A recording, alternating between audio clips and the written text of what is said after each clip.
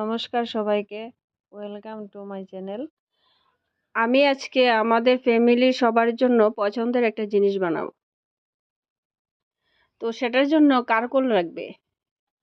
আর আমাদের গাছে তো অনেক কারকল ধরেছে। তো আমার হাজব্যান্ড কিছু কারকল গাছ থেকে পেড়ে দিল।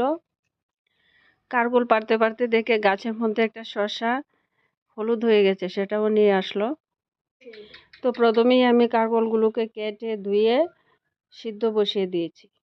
কারকলগুলো সিদ্ধ হবার পর চামচ দিয়ে বিচিগুলোকে ছাড়িয়ে নিয়েছি খুব সাবধানে, কারকলগুলো যেন ভেঙে না যায়। কারকলগুলো থেকে সবগুলা বীজ আমি ছাড়িয়ে নিয়েছি। তারপর আমি বাদাম শিলনোড়ায় বেটে নিয়েছি। শিলনোড়ায় বাটলে বেশি টেস্ট হয়। তারপর আমি সেই বিচিগুলোর মধ্যে সব রকমের মশলা, হলুদ, জিরে, মরিচ, ধনে গুঁড়া, তারপর বাদাম, পেঁয়াজ, কাঁচামরিচ কুচি, সবগুলা দিয়ে মিক্সড করে নিয়েছি। তারপর এইভাবে কারকলের মধ্যে পেস্টগুলা ঢুকিয়ে দিয়েছি। তারপর আমি বেসনের একটা পেস্ট তৈরি করেছি, সেটার মধ্যে ডুবিয়ে তেলে ছেড়ে দিয়েছি এক এক করে। এইভাবে এক এক করে সবগুলা পুরকে তেলে ছেড়ে দিয়েছিলাম।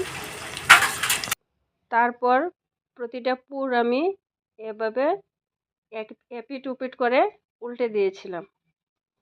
তার মধ্যে সবার ভাত খাওয়ার সময় হয়ে গিয়েছিল, তাই আমি ভাত বেড়ে নিয়েছিলাম।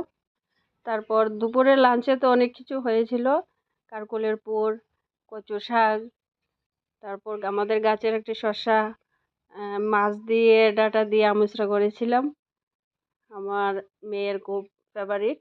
কারকলের পুর খেয়ে তো সবাই খুব ভালো বলেছিল। আজকের জন্য সবাইকে নমস্কার।